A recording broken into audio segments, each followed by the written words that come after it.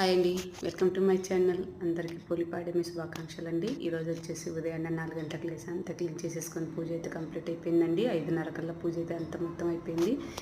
బయట గుమ్మం దగ్గర దీపాలు పెట్టాను. అలాగే ఇంట్లో కూడా పాలు పండ్లు నైవేద్యాలు పెట్టానండి. పెట్టి ఈ విధంగా అయితే సింపుల్గా ఇంట్లో పూజ చేసేసుకున్నాను. హారతి ఇచ్చేసానండి.